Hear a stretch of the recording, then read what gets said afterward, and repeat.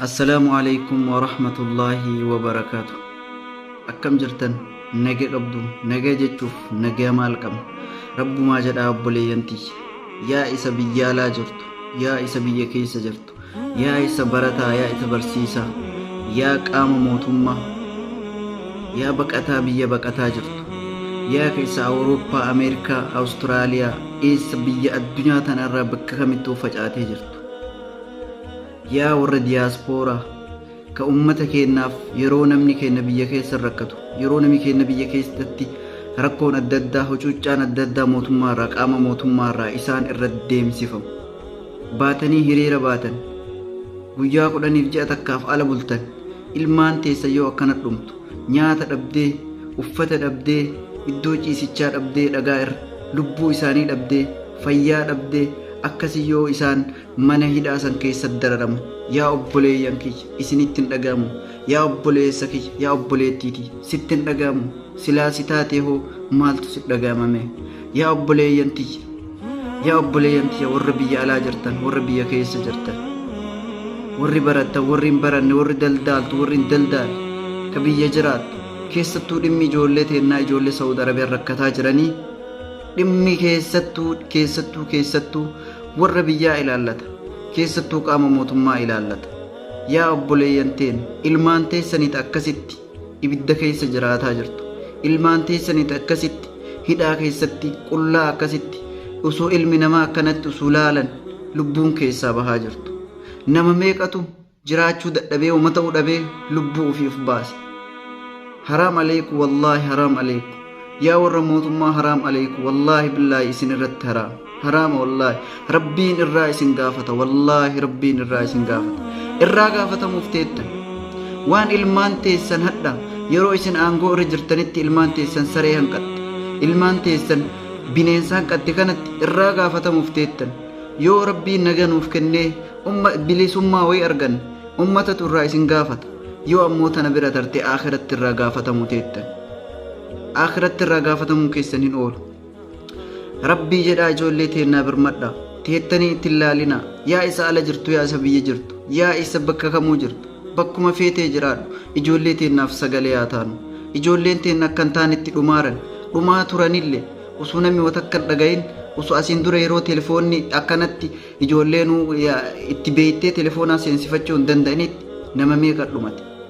nama meeqa lubbuu isaa achi keessa dhabne daa'imman meeqa achi keessa dhumu yaa mootummaa biyya teennaa yaa mootummaa Itoophiyaa rabbuma si uume rabbii si uume illee kan sodaanne taate wama itti amantu san sodaadhu dhiiga ilmaan teetii ta biyya ambaa keessatti yoo fixuullee barbaadde akkuma duraan fixu san biyya galchii fixi malee wallaahi dararaa dadhabne ijoollee teenna akkasitti arguu dadhabne qullaa isaanii arguu dadhabne qaamni irraa dhume luqqa'ee dhume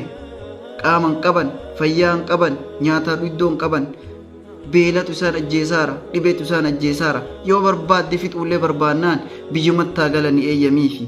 biyyumattuu fixi yoo barbaadde nami biyya ofii irratti du'uun kabajaadha biyya ofii irratti du'uun nami awwaala gaarii argata obboleeyyan teenya achi keessatti du'an awwaalan qaban wallaahi awwaalan qaban tallaajama keessa illee kaaman akkuma reeffa asiin dura yeroo nami biyya arabaa keessa du'u tallaajaa keessa kaan kanniin tallaajama keessa illee kaan subhaanallah wallaahi garaa maaltu isin danda'e garaa maaltu isin obsee akkanatti ilmaan teessan akkana dhumtu laaltan yaa qaama dhimmi kun ilaallatu dhimmi kun qaama kamuu nama dhala namaa ta'e kamuu hin ilaallatu wallaahi nami lammiin biraa biyyoota adda addaarra ijoollee teennaaf sagalee ta'u jira mootummaa Saa'udii kadhachuu jiran warri mootummoonni yaani lammiin biyya biraa mootummaa Saa'udii ijoollee teennarraa kadhachuu jiran haraam aleekka jechuun jiran isin maaltu afaan isin qabe maaltu dubbachuu isin dhoorge ilmaan teessanii miti qaama keessanii miti obboleeyyan teessanii miti haadha teessan abbaa keessanii miti achi keessa dhumaa jiru rabbii keessan sodaadha rabbuma sodaadha ijoollee teenna akkasi dhumattu akkasi dararamu akkasi halkanii guyyaa imimmaan boottu irraa dubbadhaa nuu haa galtu lammiin biyya biraatu ka ijoollee teennaaf sagalee ta'u akkamitti warri biyya keessa jiru akkami ijoollee teennaaf sagalee hin taane yaa warra qeesii yaa warra sheekaa yaa warra beekaa yaa abbootii gadaa yaa warra aangoo irratti akka saree aangoo irra wal nyaattan ilmaan teena achi dhumaartu sanii sagalee nuu ta'aa fi akka nu galtu nu godha haala nuu mijeessaa fi haala kanaan guyyaa hunda arguu dadhabne garaan nu gubate waan taanu dhabne rabbuma sodaadhaaboo yaa ummata keenya akka jirruun sagalee haa taanuuf haala amma sooshaal miidiyaa irratti jiru namni hundinuu irra hirmaatee haala kana akka of duubatti hin deebine akka dubbii teennaan goone torbaan tokkoof afarsinee akka of duuban deebine haga ijoollee tanaaf furmaata wayii kennutti haga ijoollee tanaaf furmaanni wayii argamutti mana deebitanii hin taa'ina warri sooshaal miidiyaa irratti illee hojjettan sagalee ta'uu fi irraa of duubatti hin deebina hin hifatina maaltu beeka carraan kun nullee dhaqqabuu mala maaltu beeka isaan illee kaleessa akkuma keenya kana jiraataa turan akkuma keenya kana uffatanii akkuma keenya kana dubbatanii akkuma keenya kana bareedanii akkuma keenya kana nyaatanii dhugaa turan hadha garuu nyaanni hin jiru dhuyiddoon hin jiru uffanni hin jiru wanni takka haalli isaan keessa jiran haala jibbisiisa haala sodaachisa yaa obboleeyyantii yaa obboleessa akaraa yaa obboleettii akaraa yaa warra aangoo irra jirtu yaa warra aktiivistii ufiin jettu yaa warra nami si dhagahu yaa warra nami hedduun si daawwatu obboleessa kee obboleettii teettu du'aara obboleessa keettu du'aara obboleettii teettu meeqa dhiiraa fa'a himana hidhaasan keessa rakkoon silaa rakkoo mee shamarran fa'a mee haa subhaanallaahi mee herreega shamarran fa'a maal taati mee herreega yeroo mana qullaa yeroo mana akka barbaaddee jiraattu shamarran jireenya isaanii ni beektan ulfaataa mana hidhaasan keessattuu mee akkamittaa jiraatan bishaan hin jiru nyaata iddoon hin jiru mee akkamittaa jiraatan yoo dhibaman kiniiniin takkatti liqimsan hin jiru dawaan tokkochi hin jiru akkamittaa jiraatanii mee nama meeqatu lubbuun baheera hoo mee beekna shamarran teenna nama meeqa achi keessa lubbuun baateerti hoo ni beekna haga hadhaa viidiyoo dhiiraati malee argaa turre viidiyoo shamarranii guyyaa takka argine hin beeku viidiyoo shamaraa guyyaa takka argine hin beeku maalit jiranoo isaan uume akkamit jiranoo nama meeqa du'eeyyuu hoome shamarran keessaayyuu eenyu quba qaba namuu quban qabu yaa obboleeyyantii callisina calliftanii of duuban deebiina warroonni dhageettii qabdanillee sagalee ijoollee teennaa ta'uu of duuban deebiina hedduu galatooma nama akka ustaaz Ahmaddiin Jabal fa'a sagalee ta'uuf jiran artisti Jaafar Yuusuf akkasuma warroonni dhageettii hawaasa bira qabdan warri dhageettii hawaasa bira qabdan rabbii jedhaa ijoollee teennaaf ammallee ganaa warri biyya keessatti lammii teen ijoollee teen hawaasa keenya roorrisaa doorsisaa ture warri ijoollee teennallee akkasuma ari'ee biyyarraa baase akkasin rakkachuu isaanii kan itti gammadu jira garuu itti dhiisuu hin qabu garuu yaanee bakka jirru gabbaanee u'uu jechuu qabna callisuu hin qabna irraa falmachuu qabna ijoollee teennatan irraa dubbachuu qabna seenaan nu gaafata bur wallaahi seeraan nu gaafata seenaa jalaan baanu kanaaf yaa obboleeyyan kee yaa obboleessa kee yaa obboleettii isa addunyaa tanarra jirtu boru akhiraa deemuu deemna har'a waan khayrii dalagan har'a waan boruuf si duubattafu dalagan akkanatti ilmaan teennatti ilaalina sagalee haa taanuufi sagalee ta'aafi warri biyya keessaa warri siyaasaaf jettanii kijiba ooftan warri siyaasaaf jettanii hawaasa kaan xurii dibaa kaan ammoo nettan kun dhimma lubbuuti isin silaa lubbuu akka barbaanne harcaafnaa duraanuu akka barbaanne godhaarraa akka barbaadan haa ta'an yoo jettan wallaahi seenaan isin gaafte seenaa jalaa hin baatan rabbii ma ifan nu baasa inshaallah ijoollee teenna mana hidhaa jiran bikkuma jirtanii du'aayii godhaafi du'aayin bira dhaabadhaa amma warroonni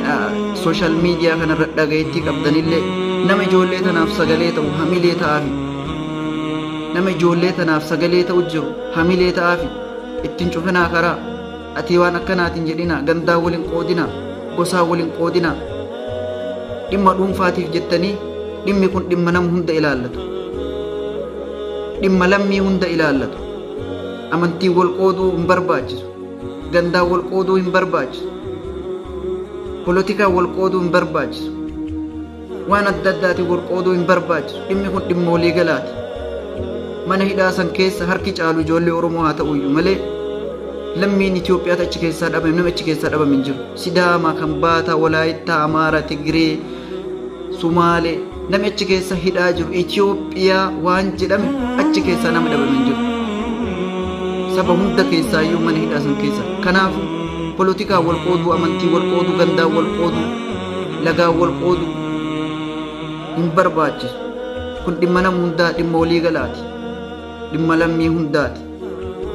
Kanaafuu yaa obboleeyyan tiyya warra ijoollee tanaaf sagalee ta'aa jiru, viidiyoo ijoollee tanaaf sagalee ta'a jettan of biratti nambisinaa, sheer godhaa. Nami laalee viidiyoo nami sun sagalee ta'eef laalee hamilee horatee namni hundinuu akka sagalee ta'uuf, namni hundinuu akka sagalee ta'uuf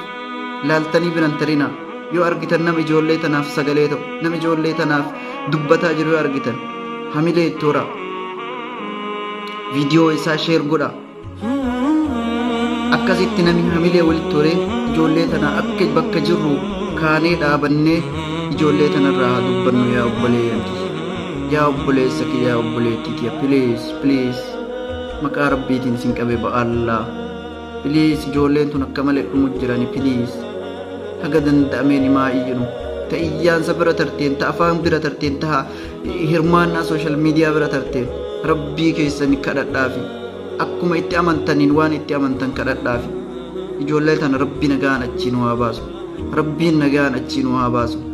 Yaa rabbi ijoollee tana nagaan achiin waa baasi. Lagaa waliin qoonnuu, gandaa waliin qoonnuu, haka ijoolleen tun nu baatuuf nu hundinuu tokkoomnee sagalee haa taanuufi. Yaa obboleeyyan tiyya, yaa obboleessa kiyya, yaa obboleettii tiyya, yaa haadha tiyya, yaa abbaa kiyya nurratti hin laalina. Warroonni tokko tokko biyya keessa ammoo ijoollee teenna sagalee isaanii akka waan baldaa godhanii rakkoo isaan keessa jiran kana waan guddatti kan laalli ni jira. Haa ta'u garuu akka jirtaniin warroonni dhageettii guddaa qabdan, warroonni biyya keessa jirtan, warroonni biyya alaa jirtan, warroonni diyaaspooraa, warroonni biyya adda addaa jirtan ijoollee teennaaf sagalee ta'uurraa of duuba hin deebi'inaa. Rabbii keessanii jedhaa please ijoollee teennaaf sagalee haa taanu isiniin jedha. Inshaallah yoo rabbi jedhe viidiyoo biraallee waan nama hirmaachisu, waan nama wanna jedhu sagalee ta'uufi irraa of duubatti hin deemnu. Haala kamiinuu guyyaa hundaa hordoffii isaanii goonee waan adda addaa, hirmaannaa adda addaa haa goonu isiniin jedha. Assalaamu alaikum wa rahmatullaahi wa barakaatuh.